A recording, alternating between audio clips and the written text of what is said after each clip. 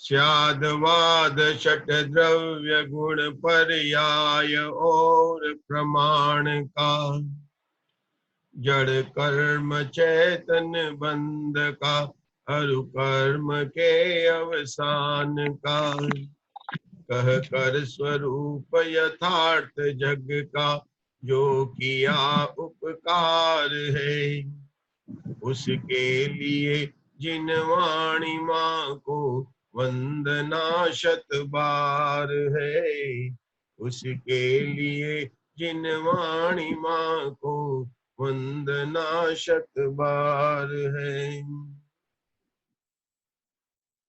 नमो हरिहंताणम नमो सिद्धाणम नमो आयरियाणम नमो वज्रायाणम नमो लोहे सव सावणम। यह सर्व काल विषयार्थ यथार्थ वेदी, देवेंद्र वंद मनुजेंद्र मुनीन्द्र वंद्य, निरदग्ध संसति निबंधन कर्म कक्ष, तम वर्धमान जिन्नाथम अहम नमामि। शासन तीर्थंकर भगवान महावीर स्वामी की जय हो। द्वादशांग जिनवाणी माता की जय हो। सम्यक दर्शन ज्ञान चारित्र धारक आचार्य उपाध्याय साधु परमेश्वरी की जय हो।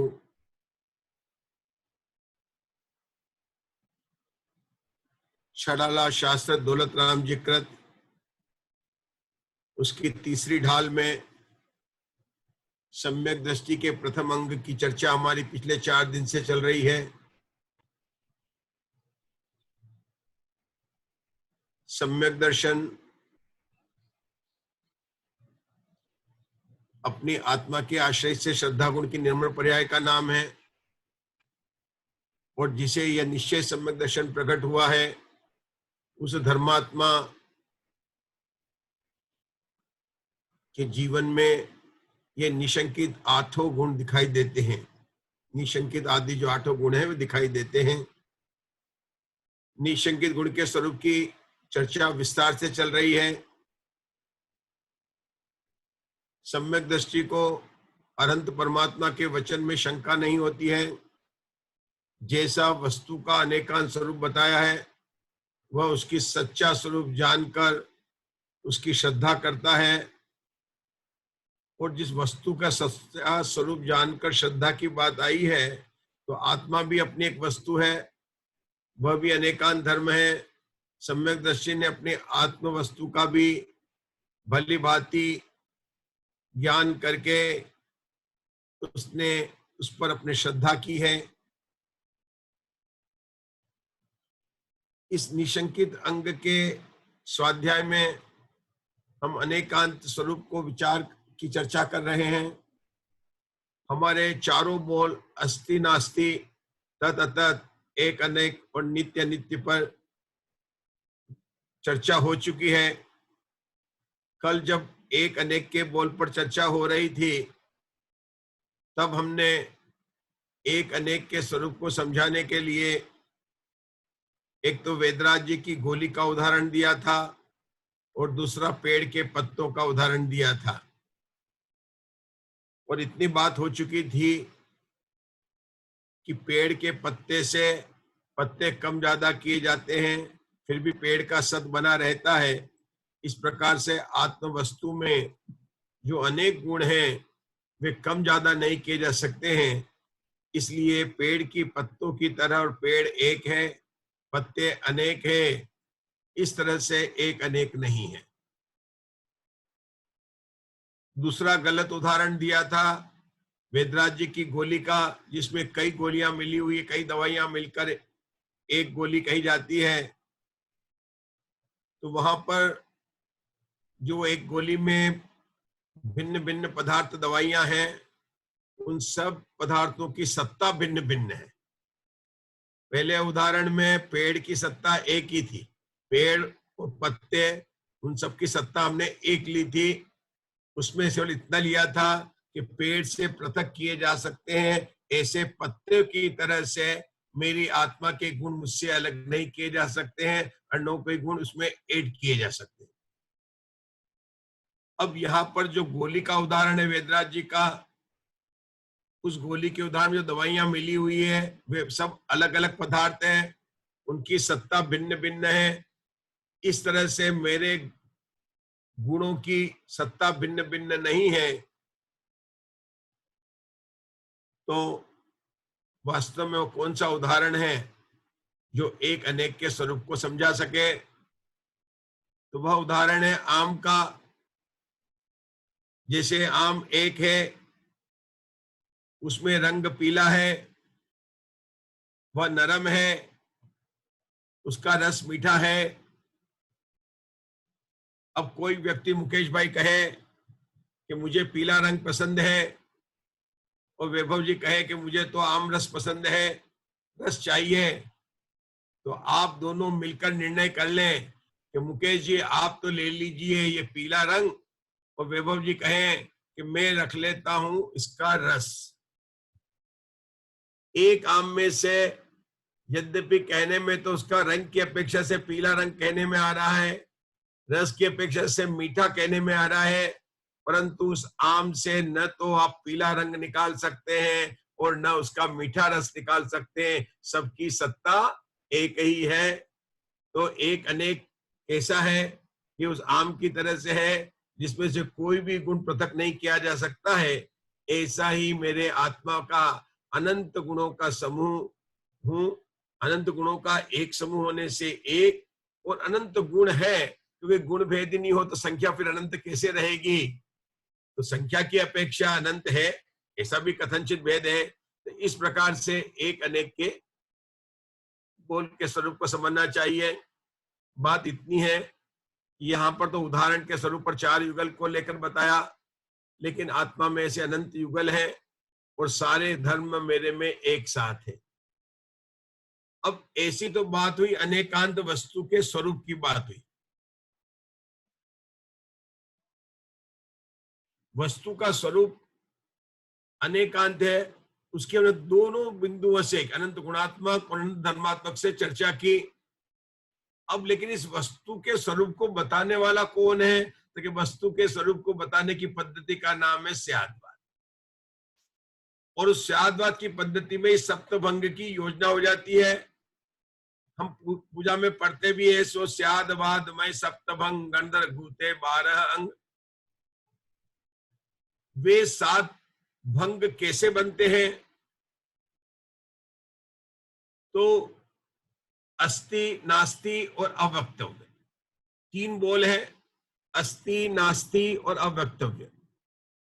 देखिए, कुछ धर्म अस्ति रूप है, कुछ धर्म नास्ति रूप है, ऐसे अनंत है, और कुछ कहने पर भी जिनका कथन किया जाता है उसके अतिरिक्त भी कुछ अव्यक्तव्य रह जाते हैं। इस प्रकार से 3 बोल होने पर इनके 7 भंग बन जाते हैं। पूजा की लाइन में भी ये स्यादवाद और सप्तभंग, तो सप्तभंग बने कैसे, 7 कैसे हुए, संख्या 7 कैसे आई? कि अगर हम 3 वस्तु को लें, एक थाली, एक कटोरी और एक चम्मच, थाली को अलग से रखा, कटोरी को अलग से रखा, चम्मच को अलग से रखा, ये हो गए 3 भंग। तीनों अलग अलग है, एक संयोग है, न थाली में कटोरी है, न कटोरी में चम्मच है, न चम्मच में थाली के साथ में है। तीनों अलग अलग लिए, पहला भंग थाली का, दूसरा भंग कटोरी का, तीसरा भंग चम्मच का। वहां पर हम अस्थि, नास्ति और वक्तव्य लेंगे। 7 कैसे बन रहे हैं उसकी चर्चा कर रहे हैं। पहला, एक संयोगी के 3 भंग बन गए, अब 2 संयोगी के, अर्थात 2 को मिलाना है। तो पहला बना थाली और कटोरी, दूसरा बना कटोरी और चम्मच, तीसरा बना थाली और चम्मच। 3 और 3 6 हो गए, एक संयोगी के 3, द्विसंयोगी के 3, कुल मिलाकर हो गए 6। और एक तीनों को, एक थाली है उसमें कटोरी भी और चम्मच भी, तीनों को एक साथ रख दिया। इस प्रकार से 7 भंग की योजना बन जाती है। प्रश्नकार ने प्रश्न भी किया कि भंग 7 ही क्यों है? कि किसी वस्तु को जानने के लिए शंकाएं 7 है, प्रश्न 7 होते हैं। प्रश्न 7 क्यों होते हैं कि शंका 7 होती है। इस तरह से 7 ही भंग के द्वारा उस स्यादवाद पद्धति से वस्तु का स्वरूप निरूपण किया जाता है। लेकिन जिनवाणी में जो वस्तु का स्वरूप निरूपण किया है ना, वो माँ की भाषा कौन सी है। जिनवाणी हमारी माँ है। जैसे बच्चा माँ की भाषा को समझता है, माँ डांटे तब भी, बोलेगी घर से निकल जाए चला जाए तब भी समझता है कि माँ गुस्से में है। जिनवाणी की जो भाषा है वो नई की भाषा है। नई की भाषा को समझे बिना हमें जो कथन अनेकांत वस्तु का स्यादवाद पद्धति में कहा जा रहा है उसका मर्म समझ में नहीं आएगा। वस्तु के अनेकांत स्वरूप को स्यादवाद की जो आवश्यकता है उस संबंधित आचार्य अमृतचंद्र देव ने पुरुषार्थ सिद्धि उपाय की दूसरी गाथा में एक हस्ती विधान का उदाहरण दिया है। बहुत सुंदर विधान है। यह चित्र आपने देखा भी होगा। यह स्यादवाद को बताने वाला सबसे प्रसिद्ध चित्र है। एक बार एक गांव के अंदर 6 अंधे बालक थे और उनका एक मित्र जो 7वां था वह देख सकता था। पुराने जमाने की बात है, हाथी जब गांव में आता है तो बच्चे बड़े खुश होते हैं। और आप और हम भी जब बचपन में जब हाथी को देखा होगा तो बहुत देखने के लिए खुश हुए थे। हाथी के समाचार को सुनकर सभी मित्र 6 अंधे पुरुष बालक और एक उनके साथ में जिसके की नयन है, वे सब गांव के बाहर जहां पर हाथी आता है वहां पर चले जाते हैं। उनका मित्र जो आंख से देख सकता था वह सभी 6 मित्रों को वहां पर रोककर कहता है कि देखो भैया ये हाथी है। अब आप चित्र में देख रहे हैं कि 6 बालक अंधे हैं और वो हाथी के अलग अलग जगह पर खड़े हैं। एक ने हाथी की सूंड को पकड़ा है, एक ने कान को पकड़ा है, एक ने हाथी के दांत को पकड़ा है, एक हाथी की पीठ पर हाथ लगा रहा है, एक हाथी के पैर पर, और एक जो अंतिम है वह उसकी पूंछ पर स्पर्श कर रहा है। बच्चों ने हाथी में बड़ी प्रसन्नता से देखा। जिस बच्चे ने जिस अंग का स्पर्श किया, क्योंकि उनके पास में नयन थे नहीं, दृष्टि थी नहीं, यहां मुख्य रूप से लेना उनके पास दृष्टि नहीं थी, आंख नहीं थी अर्थात दृष्टि नहीं थी। उन्होंने हाथी के पूरे हाथी के एक अंग को लेकर, जिसका हाथ हाथी के पीठ पर था, वह कहता हाथी कैसा है, तो हाथी दीवाल की भांति है। जिस बालक का हाथ कान की तरफ था वह कहता है कि हाथी कैसा है, तो कि सूप के समान है, जो कचरा बनने का सुपड़ा होता है उसकी तरह से है। नाक, जो हाथी की लंबी नाक पर था, उसको स्पर्श कहने वाला बालक कहता हाथी कैसा है, तो कि हाथी पाइप की तरह, ट्रंक की तरह से है। पूंछ वाला कहता हाथी कैसा है, रस्सी की तरह से है। जिसने हाथी दांत पर तिको लेते हैं वह उसकी उस प्रकार से, अन्य प्रकार से कल्पना कर कर कहता है कि ये कोई तिकोनी चीज है। 6 बालक है, दृष्टि से रहित है, हाथी के एक अंग को ही स्पर्श कर रहे हैं, उस एक अंग को ही सर्वथा हाथी मानकर आपस में विवाद कर रहे हैं, और सभी लोग अपनी अपनी बात पर अटके हुए हैं, दृढ़ हैं, आपस में लड़ रहे हैं, अपने को सर्वथा अपनी बात को सत्य मान रहे हैं कि हाथी का स्वरूप वैसा ही है।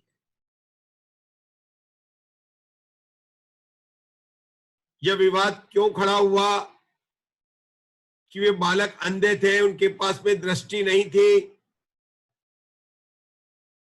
और दृष्टि के बिना वे पूरा वस्तु का, हाथी का परिज्ञान नहीं कर सके और हाथी के एक अंग को ही सर्वथा मान रहे थे। जबकि जिनागम में भगवान ने बताया है कि जगत की प्रत्येक वस्तु अनेकांत स्वरूप है। एक अंग को ही अगर हम सर्वथा मानेंगे तो एकांत होगा और उससे वस्तु का सही ज्ञान नहीं होगा। बात चल रही है अंधे पुरुष की, अर्थात उन पुरुष के पास में दृष्टि नहीं थी, देख नहीं सकते थे, उनके पास में नई का चश्मा नहीं था, वे वस्तु के एक अंग को ग्रहण कर ही उसे सर्वथा मान रहे थे। आप जानना चाहेंगे कि नई का चश्मा क्या होता है? जगत में 3 प्रकार के चश्मे के नाम आपने सुने होंगे। एक, जिसकी आंख में दूर से देखने का चश्मा, जिसको दूर का कम दिखाई देता वह दूर का चश्मा पहनता है, अर्थात दूर का नहीं दिखाई देता वह पहनने वाला दूर का चश्मे वाला। दूसरा व्यक्ति जिसे पास का नहीं दिखाई देता वह पास के चश्मे वाला। और कोई व्यक्ति ऐसा भी हो सकता है कि उसके दोनों ही दूर और पास दोनों के नंबर है, तो उसके ऊपर दोनों का चश्मा है, दूर का भी है और पास का भी चश्मा है।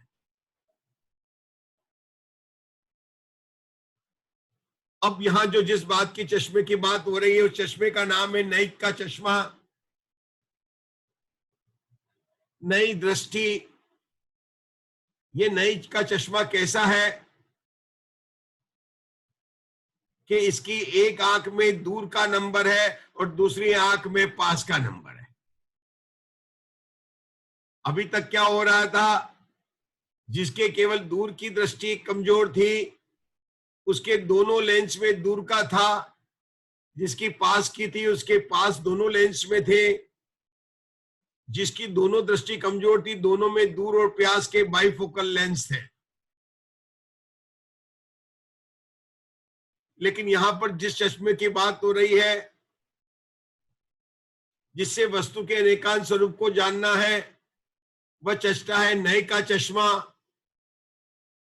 उस चश्मे में एक तरफ द्रव्यार्थिक नए का लेंस है और दूसरे तरफ पर्यार्थिक नए का लेंस है। ध्यान देने की बात यह है कि जगत में चश्मा वही पहनता है कि जिसको दिखाई देने में कुछ तकलीफ हो। लेकिन यहां पर तो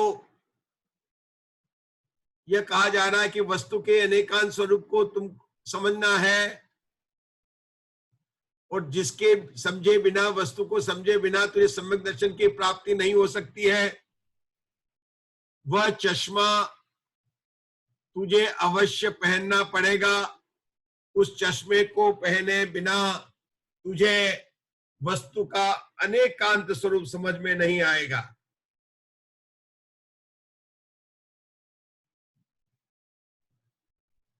हमारी बात चल रही थी वस्तु के अनेकांत स्वरूप, जिसको कहने की पद्धति का नाम स्यादवाद, और वह स्यादवाद से जिनवाणी में जो वर्णन है वह वर्णन नई की भाषा में है।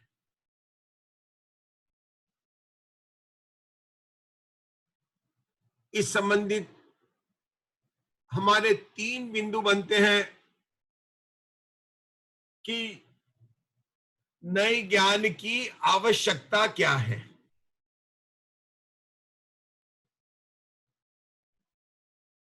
कोई पूछ सकता है कि हमें तो कोई शास्त्रीय पंडित नहीं बनना है, हमें तो आत्मा की अनुभूति करनी है। केवल हमें नए ज्ञान से क्या करना, ये नए नए चक्कर नए के यहां पर कहते हैं कि नए ज्ञान की आवश्यकता है। दूसरा, नए ज्ञान की ही आवश्यकता नहीं, बल्कि नए ज्ञान से नए प्रयोग में कुशल होने की भी आवश्यकता है। और तीसरी चर्चा का बिंदु है नए प्रयोग की सार्थकता। सम्यक दृष्टि जीव ने नए ज्ञान की आवश्यकता को समझा, नए प्रयोग में कुशलता प्राप्त की और उसने नए प्रयोग की सार्थकता प्रकट की, क्योंकि उसको सम्यक दर्शन प्रकट हुआ है।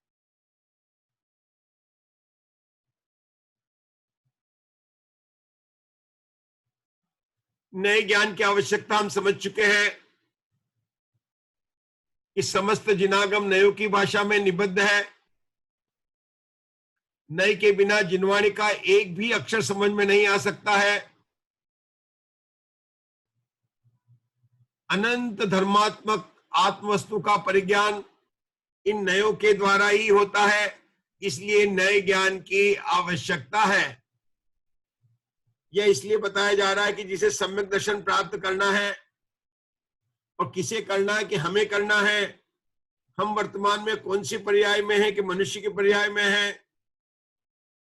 देखिए, आपने नहीं पूछा, लेकिन आपकी तरफ से मैं पूछ रहा हूं कि महावीर भगवान को शेर की पर्याय में क्या दो चारण रिद्धिधारी मुनियों ने पहले नई की क्लास ली थी? हम यहां पर कह रहे हैं कि नई के ज्ञान की आवश्यकता है। वहां तो पुराण में लिखा है कि उन चारण रिद्धिधारी मुनि के उपदेश को सुनकर शेर की पर्याय में भगवान महावीर के जीव को सम्यक दर्शन की प्राप्ति हो गई। तो भाई, वर्तमान योग का प्रकरण है, चारण रुद्धिधारी मुनियों ने किस भाषा में बोला होगा, शेर ने किस भाषा में समझा होगा, वह तो उस स्थिति के भगवान और जो विशेष ज्ञानी, अवधि ज्ञानी और केवल ज्ञानी वही जाने। लेकिन इतना जरूर है कि उस शेर के जीव, भगवान महावीर के जीव जो उस समय शेर की पर्याय में था, चारण रिद्धिधारी मुनियों का अवलोकन करके उन्होंने जो भी उपदेश दिया है उसको जिस किसी भी भाषा में समझकर उसने अपने को शरीर से अपनी आत्मा को भिन्न जाना और अपने में श्रद्धा की।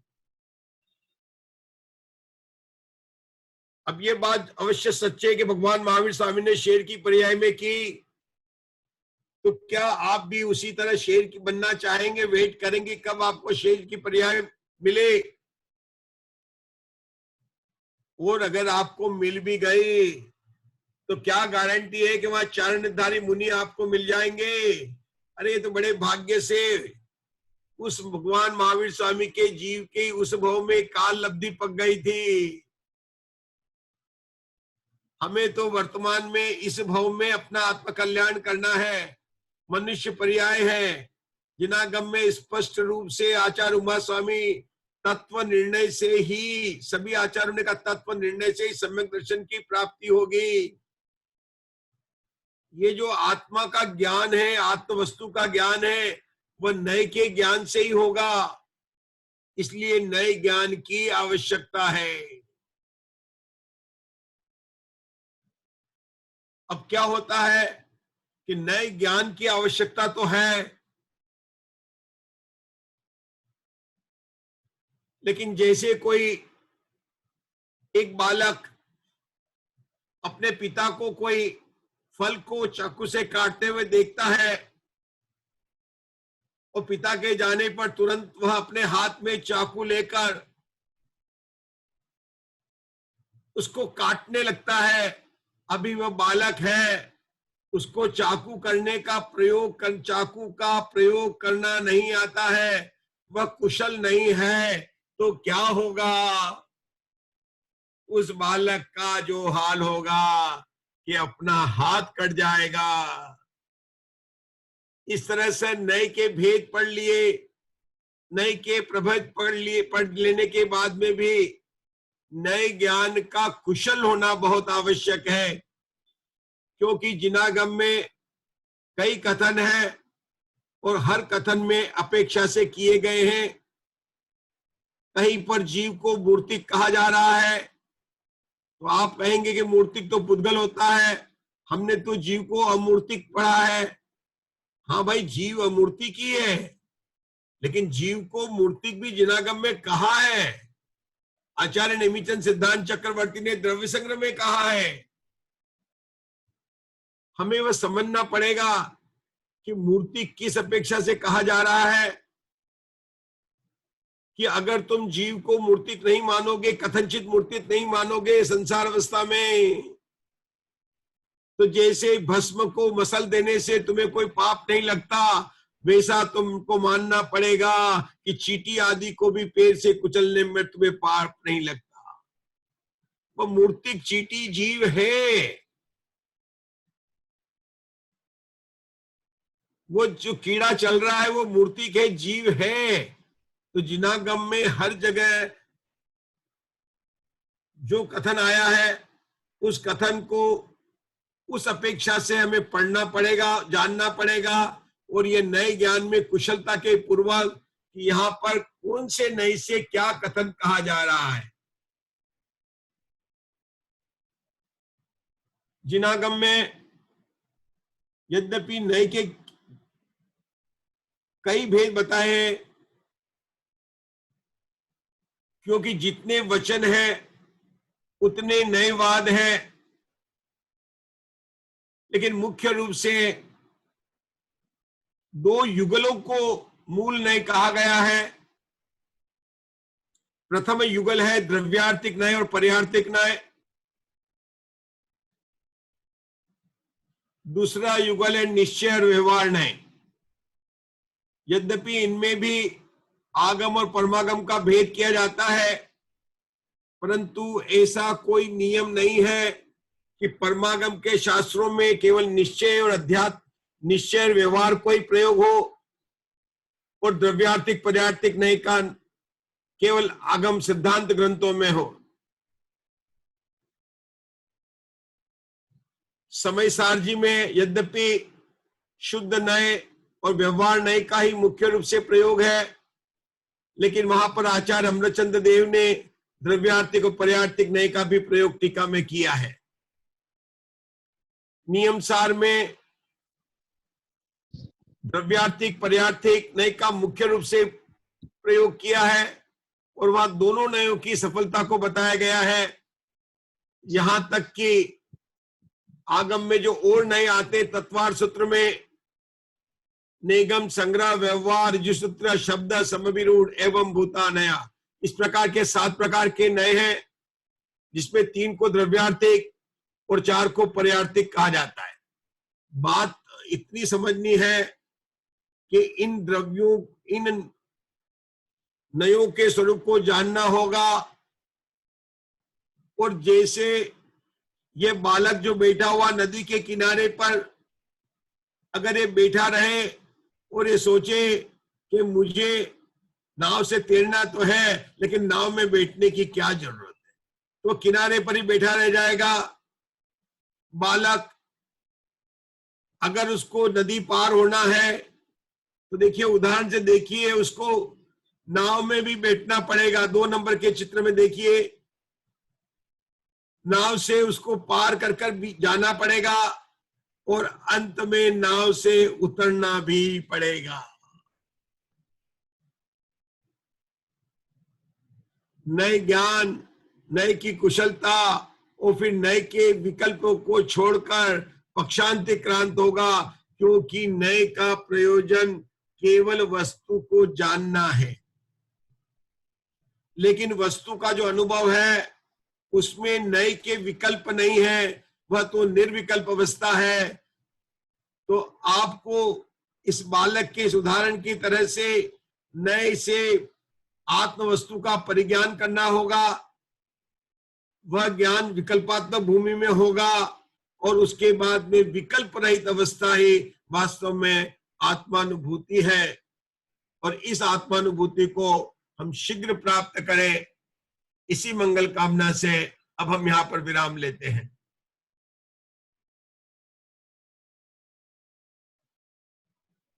आज की चर्चा संबंधी कुछ बात कर सकते हैं। समय अपने पास में 5 मिनट का है।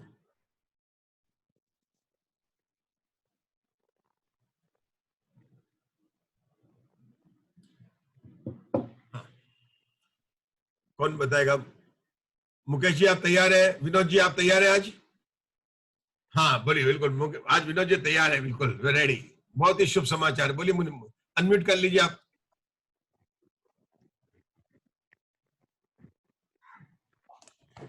हाँ बोलिए। जय जय जी सभी को। सभी को जय।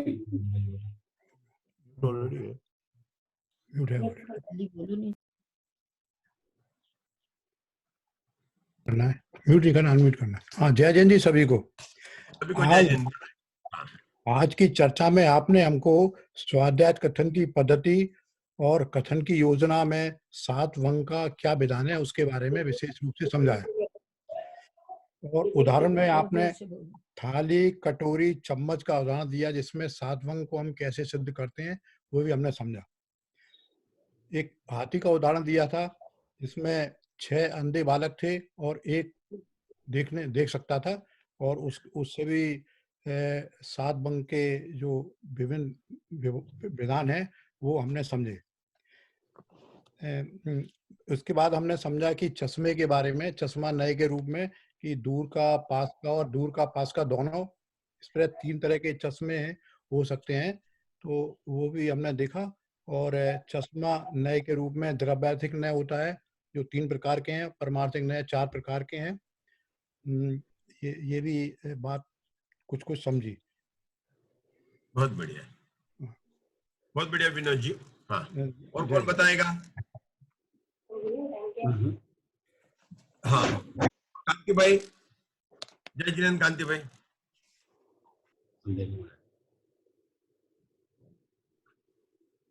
आज भाई लोगों को बहुत चांस मिल रहा है। आज भाई लोगों को बोलने का है। सभी लोग तैयार है। मुकेश जी आपका नंबर आने वाला है, वैभव जी का नंबर आने वाला है। शुरू में ही आपने एक और हाँ। अनेक के लिए जो उदाहरण दिया है, तो वो पेड़ और पत्ते या फिर वैदराज की गोली, ये दोनों उदाहरण आपने बताया कि ये गलत उदाहरण है।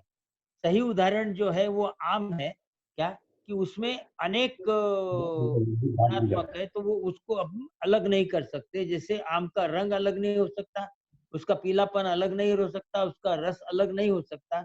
इसलिए ये एक और अनेक का ये एकांत, यानी एक और अनेक का ये आम, ये सही उदाहरण है।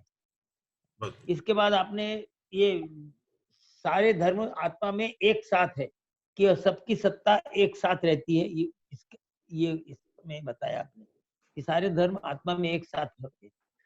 तीसरा बताया कि अस्थि, नास्ति और अव्यक्तव्य, ये 3 प्रकार बताए। और थाली, कटोरी, चम्मच, ये साधवाद यानी सप्तभंग में जो उदाहरण दिए, थाली, कटोरी, चम्मच और हाथी का। और अभी नए में आखिरी में जो बताया, नयों के जो ये द्रव्यार्थिक नय, पर्यार्थिक नय, और मुख्य रूप से तो व्यवहार और निश्चय नय, ये जो माना जाता है। द्रव्यार्थिक नय, पर्यार्थिक नय, ये यानी अमृतचंद्र। बहुत बढ़िया। हाँ वैभव जी आप कुछ बताएंगे? जी, बेसिकली विनोद जी ने और कांति भाई ने जो बताया है, वो उसके अलावा जो मैं 2 पॉइंट ऐड करना चाहता हूँ। एक तो ये कि क्योंकि शंका 7 होती है, इसलिए वो जो भंग है वो 7 है, ये एक इम्पॉर्टेंट पॉइंट है। और आपने एक ये बताया था कि जैसे जिनवानी माँ की भाषा जो होती है, उसी प्रकार से जिनवानी माँ को समझने के लिए भाषा जो है वो नए की होती है। और उसी में आपने आगे बताया कि नए में जो समझना है, तो हमको बालक और नाव का उदाहरण है कि बालक अगर किनारे पे बैठा है तो उससे नहीं होगा, उसे उस नाव में बैठना पड़ेगा, पार करना पड़ेगा और अपने गंतव्य तक पहुंच के नाव से उतरना पड़ेगा। तो ज्ञान और कुशलता होनी भी जरूरी है। उसके बाद आपने नए के भेद बताए 2, द्रव्यानिधिक नय और पर्यानितिक नय, और निश्चय और व्यवहार से भी आपने उसका भेद बताए हैं। और नए के ज्ञान में आपने इस चीज पे जरूर एक जोर दिया था कि सम्यक दर्शन जो हमें प्राप्त करना है, तो उसके लिए हमको नए नए को समझना जरूरी है, क्योंकि जब नए को समझेंगे तभी हम जिनवाणी के अंदर जो बोल लिखे हैं उनको समझ पाएंगे, और उसी से हमें सम्यक दर्शन प्राप्त होगा। तो वो नए ज्ञान में कुशलता होना बहुत आवश्यक है। बहुत बढ़िया।